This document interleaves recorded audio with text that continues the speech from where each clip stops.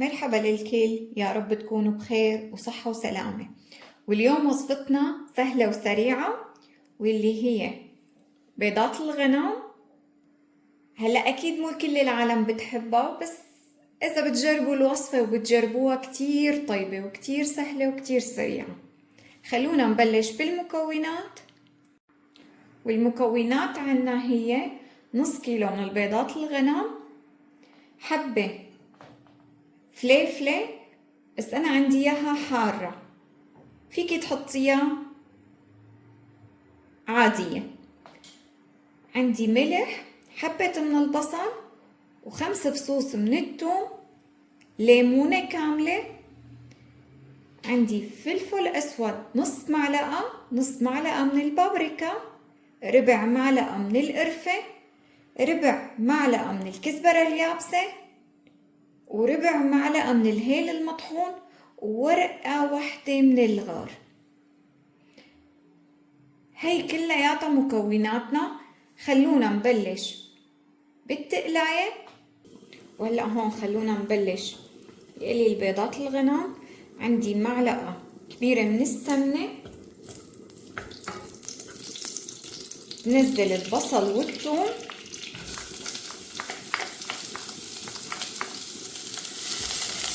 وبقليهم. انا بس بدي اياهم يدبلوا، ما بدي اياهم ياخدوا لون. هنزل الفلفلة،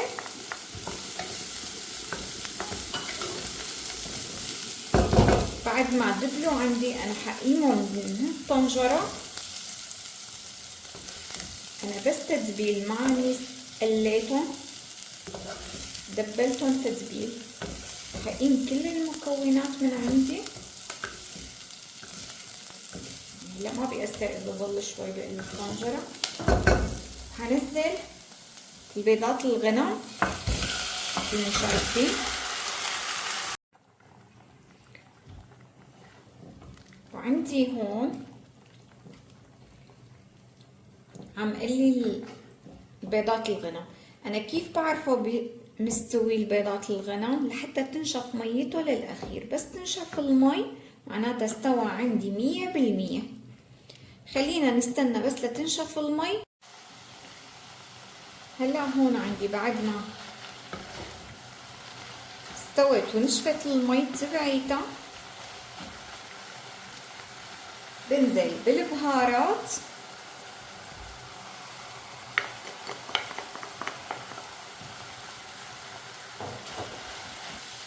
وبنزل بنص معلقة الملح. كمان بنزل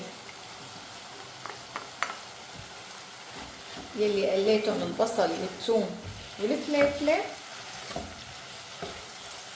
بعد ما قليناهم منيح نزل ليمون يلي عصرتها. تحريكة بسيطة ومنقيمها من النار.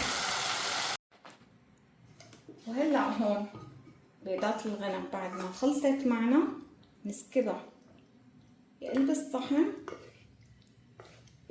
واكيد منقدم معنا، حنقدم معنا سلطة يلي بيحب.